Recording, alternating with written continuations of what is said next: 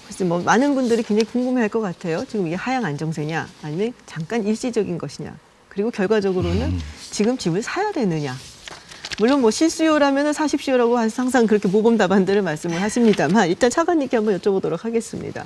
예, 뭐 제가 부동산 시장에 어떤 비즈니스를 하는 사람이 아니기 때문에 부동산 시장 전망에 대해서 정부 입장에서의 말씀을 드리는 것이 조금 조심스럽습니다만은 일단은 지금 그 9.13 대책 이후에 이루어지고 있는 점진적인 서울 수도권 지역의 집값 하향 안정세는 계속 될 것으로 전망을 하고 있고요. 안정 요인은 점점 더 강화될 수 있다라고 보고 있습니다. 왜냐하면은 사실은 9.13 대책 이전에 그 서울의 집값이 올랐던 것과 비교하면 9.13 대책 이후에 집값 하락폭이 상당히 작기 때문에 추가적인 조정의 여지가 충분하다고 네. 보고 있습니다. 두 번째는 이제부터 9.13 대책 또 그 이전에 2017년도에 8.2 대책을 포함한 문재인 정부 부동산 정책의 효과가 모두 100% 나타나는 시점이 이제 도래를 네. 했습니다. 무슨 말씀이냐 하면은 보유세가 6월 1일 기준 주택 보유자한테 이제 부과가 될 거고요. 또 양도세라든가 이런 부분에 있어서도 체감하는 단계에 분명히 접어들었다고 보고 있기 때문에 수요 측면에서 시장 안정 요인이 강화되고 있고요. 앞서 설명드렸던 도심 그리고 신도시를 통한 공급 물량이 굉장히 풍부하기 때문에 또 공급 측면에서도 안정 요인이 함께 작용을 하고 있습니다. 그리고 뭐 글로벌 경기도 어느 정도 좀 불투명한 부분이 있기 때문에 이것도 시장 참여자들한테는 좀 심리적인 위축을 주는 부분도 있을 거라고 생각을 하고 있고요. 그런 점들을 종합해 보면은 점진적인 하향 안정세는 지속될 것이다라고 보고 있고 정부 입장에서도 이러한 추세는 당연히 지속되는 것이 바람직하다라고 생각을 하고 있습니다. 지수상으로는 이제 오르는 급등세는 멈춘 거죠. 급등세는 멈췄고, 뭐 지방 같은 경우는 사실은 상당히 위험 수준으로 하락하기도 하고, 그래서 그런 측면에서 보면 이 부분들의 그 효과는 상당히 있다. 근데 제가 서두에도 말씀드렸지만, 세제와 금융에 취할 수 있는 대책, 단기적인 대책은 총망라해서 얻어지는 결과죠. 네. 그러면 결국 이게 이제 장기적으로 지속될 거냐의 문제들은 수요, 장기적 수요, 그러니까 잠재 수요가 계속적으로 있는 곳은 상당히 불안할 수 있고요. 그리고 우리가 한 30년간의 주택 데이터들을 분석해 보면 물가 상승률 혹은 뭐 GDP 성장률과 상당히 유사하게 가는 경향이 있습니다. 결국은 그게 어느 시점에 이제 막혀 있다면 언젠가는 다시 또 튀어오르는 이게 주택 가격의 속성입니다. 그러니까 제가 보기에는 이 주택 가격을 안정화 혹은 뭐 잡아서 멈추게 하겠다라는 게 목표가 되면 안 되고 이 물가 상승률이나 우리 경제 성장률과 유사한 정도로 가는 안정화, 정상화 방안들이 뭔가를 고민하는 게 훨씬 더 그 근본적인 대책들이 되지 않나 이렇게 생각을 합니다. 지금 양극화 말씀을 하셨어요. 근데 사실 뭐 서울 지역은 굉장히 많이 올랐죠. 강남만 오른 게 아니고 뭐 마용성이라고 해서 마포, 용산, 성동구 뭐 전체가 다 올랐습니다. 근데 또 지방 가면 또 그렇지가 않거든요. 지금 유관석 의원님 지역구가 인천. 네, 전 남동구입니다. 그쪽은 또 어떤지 제가 상황은 자세히는 제가 잘 모릅니다만은. 네, 이게 지역하고 또 분만들이 많으시죠. 네.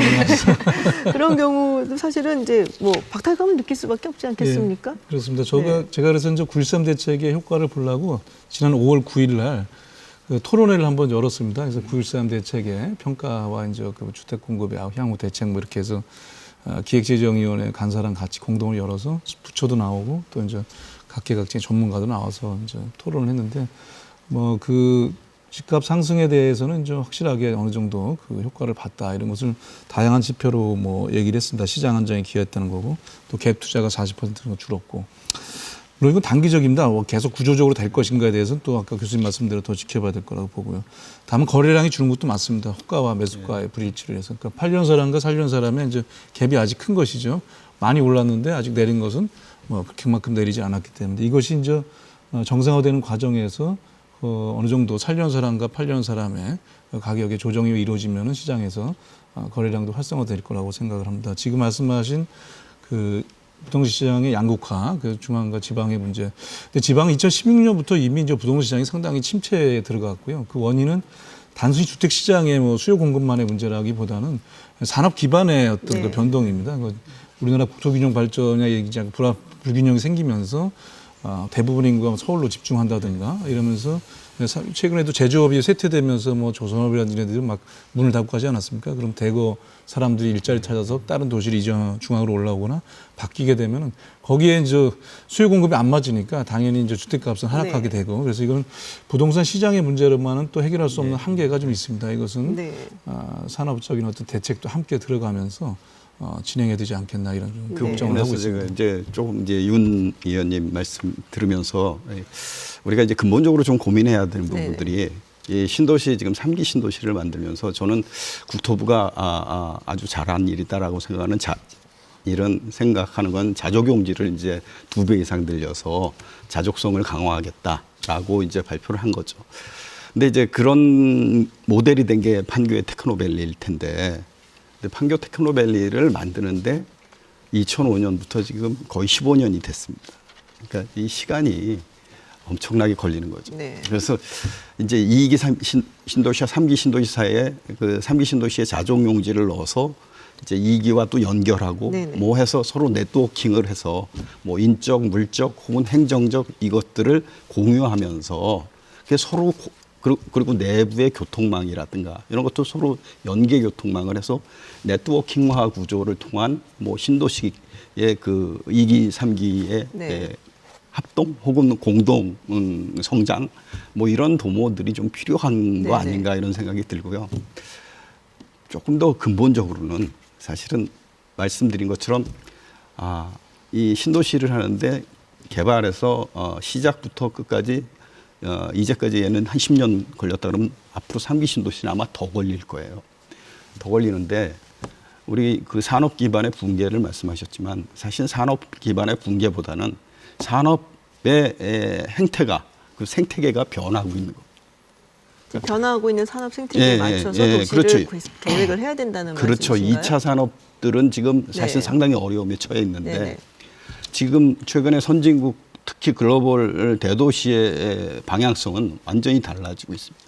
예를 들면 뉴욕의 실리콘밸리라고 샌프란시스코의 그 실리콘밸리가 이제 샌프란시스코에 있죠. 뉴욕은 실리콘 앨리라고 부르고 텍사스의 오스틴은 실리콘 힐즈 그래가지고 이게 우리 문재인 대통령께서도 그 공약상으로 한 것처럼 4차 산업혁명들 스타트업 그리고 플랫폼 비즈니스들이 도심을 기반으로 해서 일어나면서 미국의 새로운 성장 엔진으로 지금 2010년대 초반부터 산업을 완전히 바꿔나가고 있고 세계를 석권하고 있습니다.